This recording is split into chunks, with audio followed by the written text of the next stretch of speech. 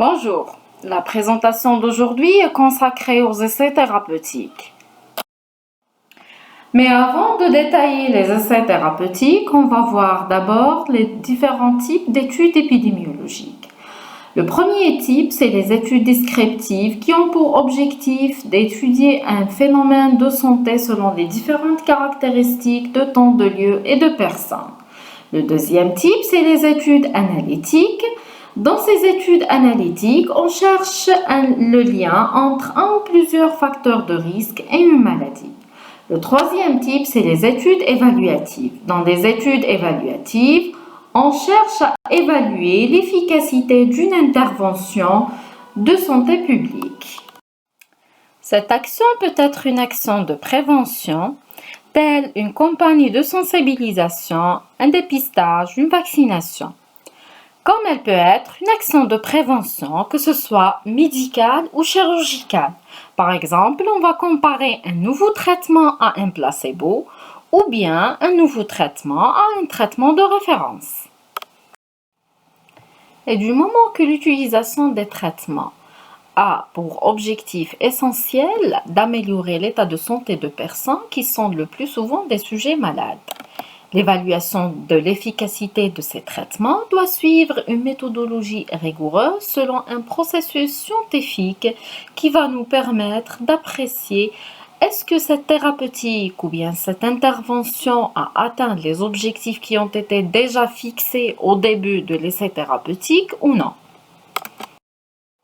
C'est pour ça, l'évaluation de l'efficacité d'un traitement doit passer par plusieurs phases. Une phase préclinique et 4 phases cliniques qu'on va détailler par la suite. Le principe général d'un essai thérapeutique, c'est d'analyser et étudier le lien entre un traitement et les modifications de l'état de santé qu'on souhaite chez le patient. Cette évaluation va reposer sur une logique générale où on va comparer deux groupes de sujets. Un groupe ayant reçu ce traitement et un deuxième groupe qui n'a rien reçu ou bien qui a reçu un traitement de référence.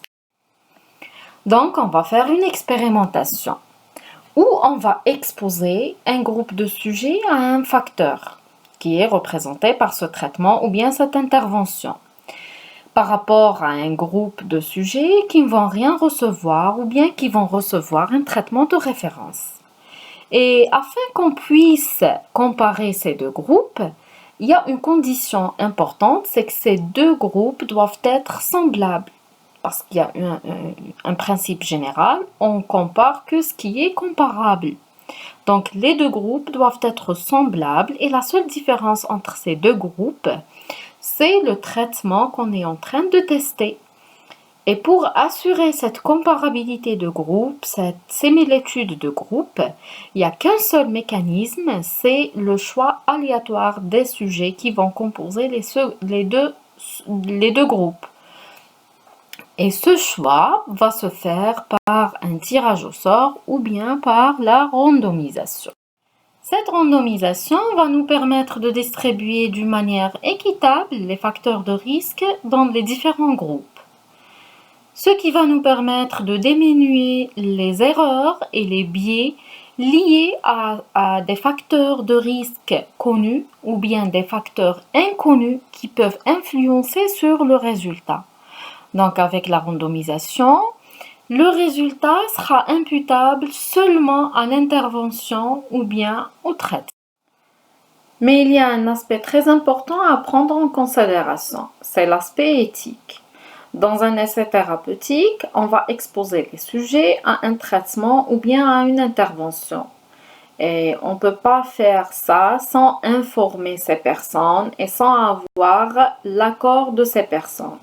Donc, avant tout essai thérapeutique, on doit avoir le consentement écrit et éclairé des personnes qui vont participer. Le deuxième élément, c'est que si le risque lié à ce traitement dépasse le bénéfice attendu, dans ce cas-là, cette intervention ou bien ce traitement doit être exclu de cette démarche. Maintenant, on va voir le schéma général de la méthodologie à suivre lors de la réalisation d'un essai thérapeutique. Donc, au début, on va commencer par une population potentiellement concernée par l'intervention. À partir de cette population, on va prendre un échantillon. C'est les personnes qui sont susceptibles d'être touchées par l'essai. On va demander à ces personnes s'ils acceptent ou s'ils refusent de participer à l'essai. Les personnes qui vont accepter de participer vont constituer l'échantillon effectivement inclus. Cet échantillon va être divisé en 2 groupes par tirage au sort. Un groupe va être soumis au traitement ou bien à l'intervention qu'on est en train d'étudier, et le deuxième groupe va prendre ou bien va être soumis à un placebo ou bien à un traitement ou une intervention habituelle déjà connue pour traiter ce problème de santé. Donc ces 2 groupes, avec ou sans traitement, vont être suivis pendant une période de temps afin d'évaluer l'efficacité de ce traitement. Mais durant cette période, il y aura des personnes qui vont arrêter, ils vont se retirer, ils ne veulent pas continuer à suivre l'essai thérapeutique et c'est leur droit. Et il y a aussi des sujets perdus de vue. Peut-être c'est des sujets qui vont changer leur lieu de résidence et on ne pourra plus les contacter. Donc, on va prendre en considération à la fin les sujets qui ont suivi le traitement jusqu'à la fin de la période de suivi. Et on va évaluer le taux d'échec ou de succès de ce traitement dans les 2 groupes. Et à la fin, ces 2 taux vont être comparés statistiquement afin de tirer le résultat final concernant l'efficacité ou non de ce traitement. Passons maintenant aux étapes pour l'élaboration d'un médicament. Comme on l'a déjà dit, pour élaborer un médicament, pour mettre un médicament sur le marché, on doit passer par plusieurs phases. Il y a une phase préclinique et 4 phases cliniques. On va commencer maintenant par la première phase qui est la phase préclinique. C'est la phase qui va se dérouler au niveau du laboratoire et on va étudier la structure de la molécule, puis on va étudier les effets de cette molécule sur les cellules et son effet sur l'animal du laboratoire.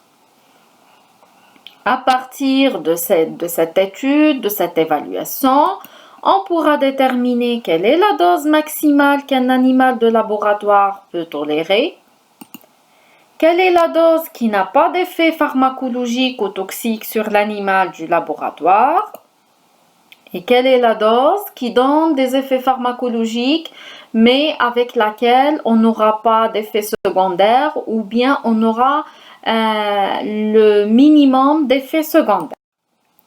Donc, à la fin de cette phase préclinique qui va se dérouler au niveau du laboratoire, on aura des informations concernant la sécurité de l'utilisation de cette molécule et son efficacité chez l'animal du laboratoire. On aura des informations concernant la pharmacodynamique et la pharmacocinétique de cette molécule chez l'animal du laboratoire.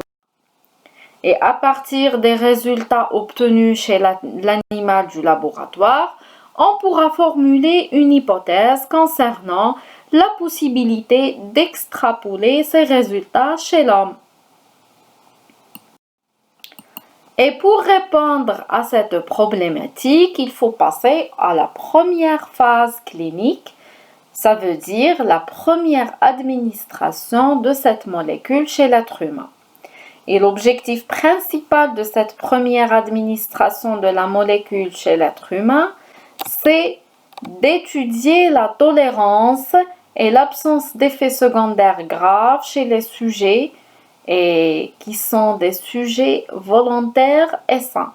Donc, on doit d'abord chercher des sujets sains Et on va demander à ces sujets s'ils acceptent de participer à cet essai thérapeutique. Donc cette phase va se dérouler chez des sujets volontaires et sains. Qu'est-ce qu'on va faire durant cette phase? Un sujet sain, c'est un sujet qui a un métabolisme normal, qui a des fonctions intègres. Donc, on va étudier la cinétique et le métabolisme chez l'être humain sain de cette molécule. Et ça va se dérouler sur un petit groupe de sujets qui sera en général un groupe dont la taille varie de 20 à 80 personnes. Au terme de cette phase, on aura des informations concernant la pharmacodynamique et la pharmacocinétique de cette molécule chez l'être humain sain. Suite aux résultats et sur la base des résultats de cette première phase clinique, on pourra décider si on peut passer à la phase 2, la phase clinique 2 ou bien non. La phase 2, c'est une phase d'étude de l'efficacité pharmacologique. Cette fois-ci, c'est des sujets volontaires, mais c'est des sujets malades dans cette phase. Donc, c'est une phase qui va se dérouler sur une période un peu plus longue que la première. Ça sera une période allant d'1 à 2 années selon le type de traitement et la durée nécessaire pour évaluer ses effets sur l'être humain. On va réunir un petit nombre de volontaires malades cette fois-ci pour avoir des informations concernant l'effet de cette molécule sur la maladie étudiée. Et on va essayer de chercher quels sont les effets secondaires qu'on pourra trouver chez le sujet malade. Et on va jouer sur la dose et on va étudier en parallèle l'effet pour étudier la relation dose-effet et pour étudier aussi la posologie afin de chercher le meilleur mode d'administration de cette molécule chez l'être humain malade. Donc, au terme de cette deuxième phase clinique, on aura des informations sur l'efficacité, la sécurité et les modalités d'utilisation de cette molécule à visée thérapeutique. Après cette deuxième phase, on passe à la phase 3. La phase 3, c'est la phase de l'étude de l'efficacité thérapeutique. Et pour évaluer l'efficacité thérapeutique, on doit faire une étude comparative.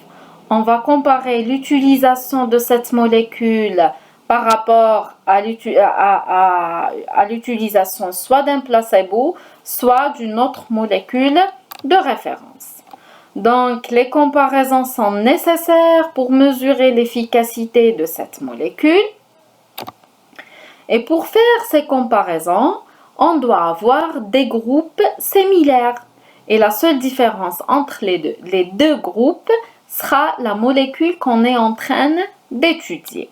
Pour assurer cette similitude de groupe, il n'y a que le hasard qui peut assurer cette similitude. Et dans ce cas-là, on aura recours au tirage au sort ou bien la randomisation. C'est pour ça que vous pouvez trouver dans la littérature le terme d'essai randomisé. Ça veut dire que c'est un essai dans lequel on a fait un tirage au sort, une randomisation ou bien un tirage au sort. À la fin de cette phase 3, d'étude de l'efficacité thérapeutique, on va préciser si ce médicament est efficace dans les différentes indications et sur la base de ces résultats, on pourra avoir l'autorisation de mise sur le marché de ce médicament. Après l'autorisation de mise sur le marché, on passe à la phase 4. C'est quoi la phase 4? C'est la phase de pharmacovigilance. C'est quoi la phase de pharmacovigilance? C'est la phase de suivi de l'utilisation de ce médicament dans la population générale et son objectif, c'est de détecter les effets indésirables, inattendus ou tardifs pour les déclarer. Et ça, c'est le rôle de tout praticien. Par exemple, en Algérie, on a un centre national de pharmaco et de matériaux-vigilance. Et pour déclarer les effets indésirables liés à un médicament, vous pouvez le faire sur la page web du Centre national de pharmaco et de matériaux-vigilance, où vous trouvez le formulaire que vous pouvez remplir en ligne, et l'équipe du centre va traiter ces formulaires et va déclencher des enquêtes afin de chercher le lien de causalité entre le médicament et les effets que vous êtes en train de déclarer.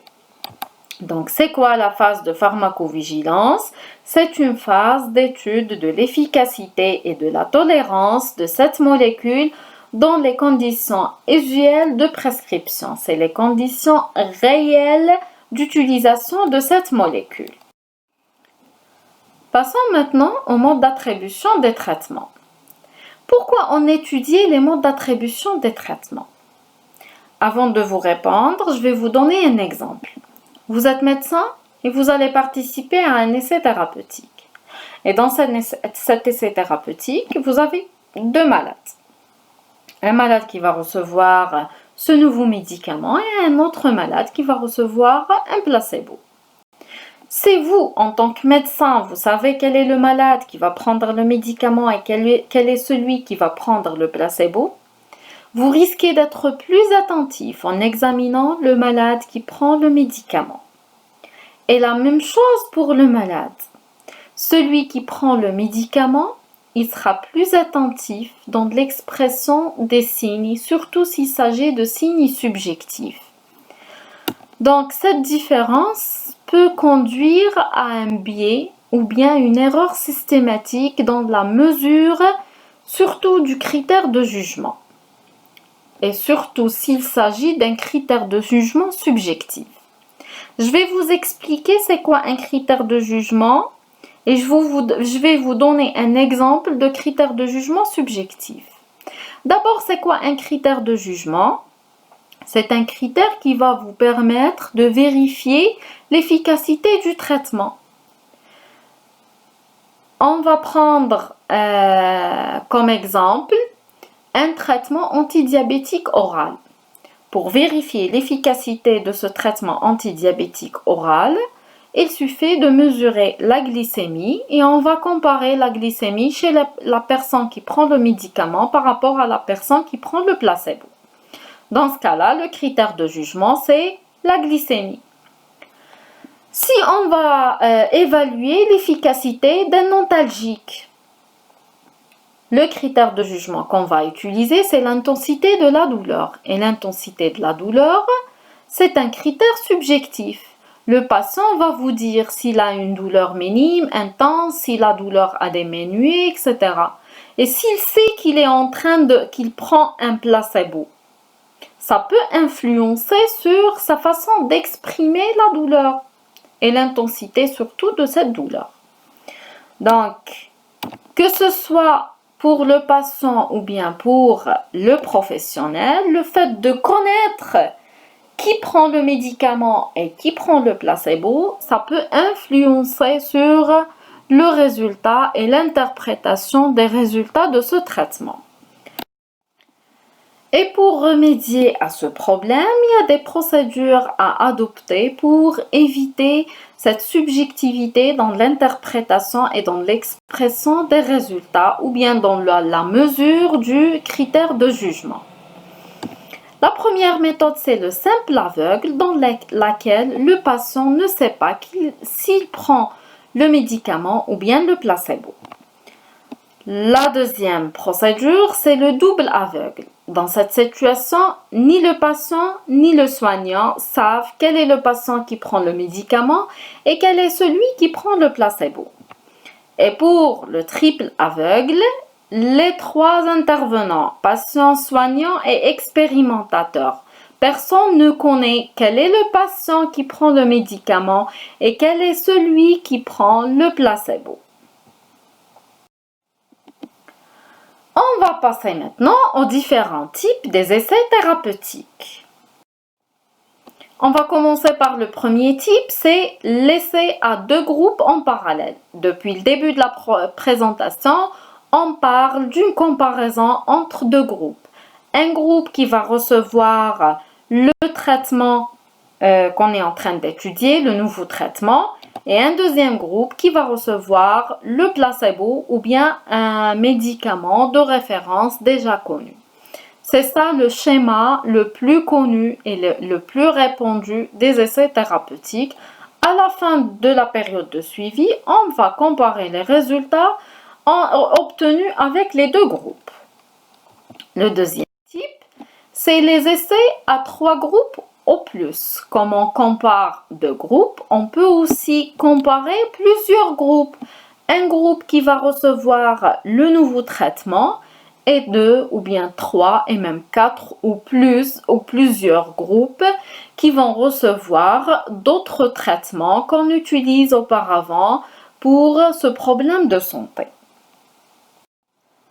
Le troisième type, c'est les essais croisés ou bien les essais en cross ouvert. Donc, dans ce type d'essai, on va diviser notre échantillon en deux groupes. Un groupe qui va recevoir le traitement A et un autre groupe qui va recevoir le traitement B. On va les suivre pendant une période. On va arrêter le suivi. On va prendre les résultats avec le traitement A puis avec le traitement B. On va s'arrêter pendant une période qui s'appelle washout pour éliminer les deux traitements. Puis, on va inverser. Le groupe qui a reçu au début le traitement A va recevoir cette fois-ci le traitement B. Et celui qui a reçu au début le traitement B va recevoir cette fois-ci le traitement A. Et on va les suivre de nouveau pendant une période. Puis, on va s'arrêter et on va évaluer l'efficacité du traitement A et l'efficacité du traitement B dans les deux sous-groupes. Donc, dans ce type d'essai, c'est la même personne qui va subir l'intervention A, puis l'intervention de référence ou bien le placebo ou l'inverse. L'ordre de commencer par le traitement A ou bien par le traitement B se fait par tirage au sort. Donc, lorsqu'on divise l'échantillon en deux groupes, on va aussi faire un tirage au sort. Quel est le groupe qui va commencer par le traitement A et quel est celui qui va commencer par le traitement B? L'intérêt de ce type d'essai, c'est que chaque personne sera son propre témoin. Donc, toutes les erreurs ou bien tous les biais qui peuvent lier aux autres facteurs sont éliminés cette fois-ci avec ce type d'étude parce que c'est la même personne avec les mêmes caractéristiques qui va recevoir le traitement A, puis elle va recevoir le traitement B. Pourquoi on doit s'arrêter pendant une période, la période qu'on a vue qui s'appelle washout? C'est pour éliminer tout effet du traitement A et du traitement B pour recevoir de nouveau le deuxième traitement. Il y a des conditions, c'est que le patient reçoit simultanément ou bien successivement les deux traitements et on a un double intérêt avec ce type d'étude. Un intérêt clinique, c'est que les mesures, comme on l'a déjà dit, sont faites sur le même patient. Et un intérêt statistique, c'est que les tests statistiques utilisés dans ce type sont des tests qui sont très puissants, des tests statistiques parmi les plus puissants. Les essais croisés sont des essais dont les résultats sont robustes, certes, mais il y a des conditions pour les appliquer. La première condition, c'est que c'est un essai réservé aux affections chroniques. Parce que la même personne doit avoir le même statut lorsqu'elle reçoit le traitement A, puis elle reçoit le traitement B. Si on va essayer par exemple un antibiotique sur une maladie infectieuse aiguë, Donc, on dit qu'on va essayer le premier traitement. On peut avoir un changement dans le statut du malade et on ne pourra plus utiliser le deuxième traitement. Donc, l'évaluation du traitement A et du traitement B doivent se faire dans les mêmes conditions et cette situation, on ne pourra pas l'avoir sauf dans les affections chroniques. La deuxième condition, c'est qu'il n'y aura pas d'interférence entre l'effet des traitements ou bien dans l'ordre de leur administration. On commence par le traitement A ou bien par le traitement B, c'est la même chose. On aura les mêmes résultats. La deuxième condition, c'est que le même patient pourra recevoir les deux traitements et qu'il n'y a pas de contre-indication chez un patient pour le traitement A ou bien pour le traitement B. Le quatrième type, c'est le plan factoriel. Parfois, on veut comparer l'association de plusieurs interventions à la fois. C'est possible, on peut le faire avec ce type d'essai thérapeutique. Et cette combinaison va nous permettre de chercher quelle est la meilleure combinaison de 2 traitements ou bien de 3 traitements selon la situation qu'on veut tester. On va prendre un exemple. On veut évaluer l'efficacité de 2 techniques de rééducation et leur utilisation à domicile et en établissement de santé. Qu'est-ce qu'on va faire? On va prendre notre population, on va la diviser par tirage au sort en 2 groupes. Un groupe qui va recevoir la première technique et un deuxième groupe qui va recevoir la deuxième technique.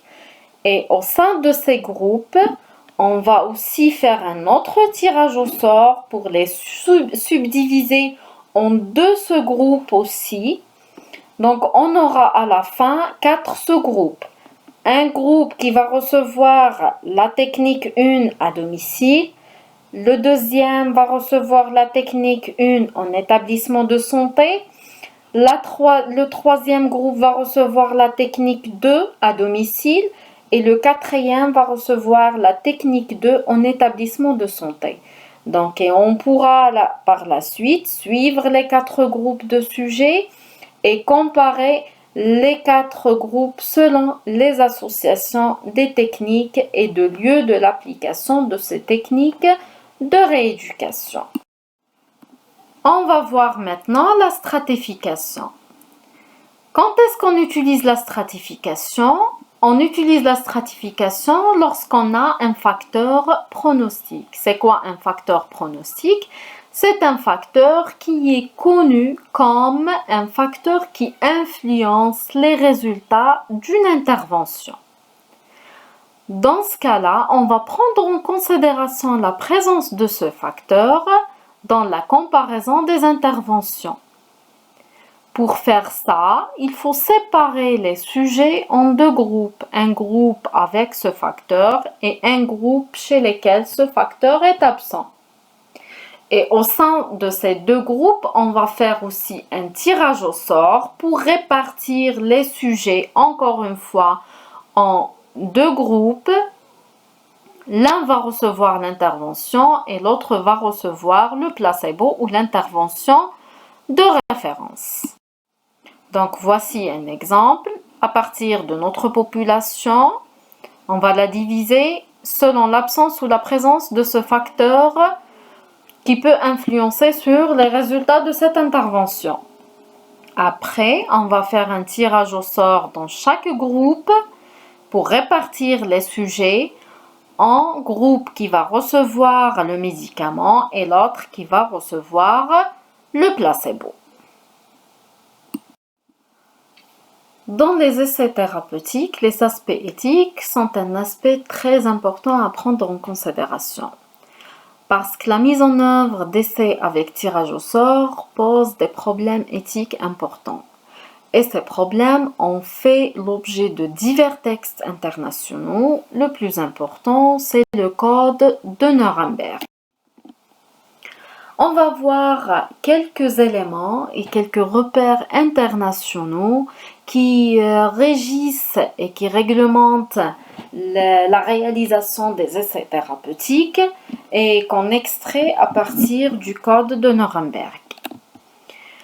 La première règle, c'est qu'il est absolument essentiel d'obtenir le consentement du malade. Et quand on parle de consentement du malade, ce consentement doit être écrit et éclairé. Qu'est-ce que ça veut dire écrit et éclairé?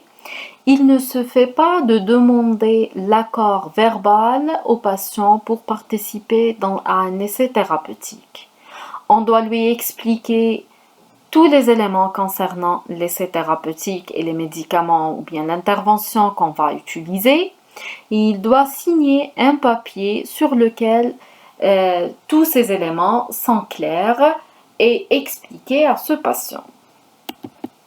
Le deuxième élément, c'est que l'essai entrepris doit être susceptible de fournir des résultats importants. On ne peut pas s'engager dans un essai thérapeutique à partir duquel on ne s'attend pas à un gain important. Le troisième élément, c'est que l'essai doit être entrepris sur la lumière d'expérimentation animale et des connaissances les plus récentes de la maladie. Comme on a déjà vu dans les phases de l'essai, il y a une phase préclinique qui est obligatoire, durant laquelle on aura des informations suffisantes concernant l'essai de cette molécule chez l'animal et sur la base de ces résultats, on peut passer ou non à l'essai chez l'être humain. Quatrièmement, l'essai doit être conçu pour éviter toute contrainte, que ce soit physique ou bien morale. Cinquièmement, aucune expérience ne doit être conduite lorsqu'il y a une raison a priori de croire que la mort ou des blessures invalidantes surviendront. Donc dans ce cas-là, on doit évaluer et on doit s'attendre à un bénéfice plus important que le risque attendu de ce médicament. Sinon, c'est pas la peine de s'engager à essayer un traitement après lequel il y a une forte suspicion ou bien une forte possibilité d'avoir un effet néfaste grave sur l'état de santé de ce patient. Sixièmement, le niveau de risque pris ne devra jamais excéder celui qui correspond à l'importance humanitaire du problème posé cette fois-ci. On va comparer le niveau de risque lié à cette intervention par rapport au risque lié au problème de santé. On ne va pas utiliser un traitement qui peut engendrer un risque plus important que celui de la maladie en question ou bien de la maladie qu'on est en train de traiter. Donc, on doit mettre en place tous les moyens pour éviter qu'un effet secondaire apparaît à long terme ou bien après l'essai thérapeutique. Huitièmement, l'essai doit être dirigé par des personnes compétentes. On doit exiger le plus haut niveau de soins et de compétences durant toutes les phases de l'essai. Neuvièmement, pendant toute la durée de l'essai, le malade a la liberté de quitter l'essai thérapeutique à n'importe quel moment. Le fait qu'il a signé le consentement, ça ne lui oblige pas de terminer l'essai jusqu'à la fin. Il est libre et il a le droit de quitter l'essai à n'importe quel moment et pour n'importe quelle raison. Dixièmement, l'expérimentateur doit se préparer à arrêter l'essai thérapeutique s'il y a suspicion, bien sûr après avoir pris l'avis des personnes compétentes. On suspecte que la continuité de l'essai risque le décès ou bien une infirmité pour le malade. On doit arrêter l'essai. On ne doit pas attendre une complication grave ou bien le décès du patient pour arrêter l'essai thérapeutique. En Algérie, il y a plusieurs textes réglementaires qui régissent les essais thérapeutiques et les plus importants, c'est l'arrêté numéro 387 du 31 juillet 2006 relatif aux essais thérapeutiques Et le deuxième, c'est l'arrêté du numéro 388 du 31 juillet 2006 qui fixe les procédures de réalisation d'un essai thérapeutique. Enfin, l'objectif de l'interprétation des résultats des essais thérapeutiques, c'est d'évaluer d'une manière critique ce résultat avant de passer à l'application. C'est pour cette raison, cette interprétation s'appelle aussi lecture critique. Parce que l'objectif final pour un médecin, c'est de répondre à une question simple. Est-ce que le bénéfice apporté par ce traitement est suffisamment établi et cliniquement pertinent pour justifier son utilisation en pratique clinique?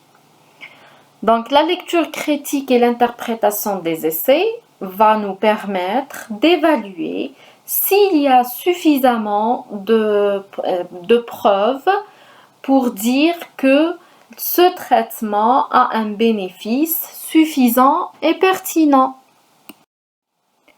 Et en lecture critique, par rapport à d'autres formes d'études, l'essai randomisé en aveugle contrôlé est considéré comme le standard méthodologique le plus élevé. C'est ce qu'on appelle aussi le gold standard. Et c'est un facteur capital de la conservation de la crédibilité de la recherche clinique.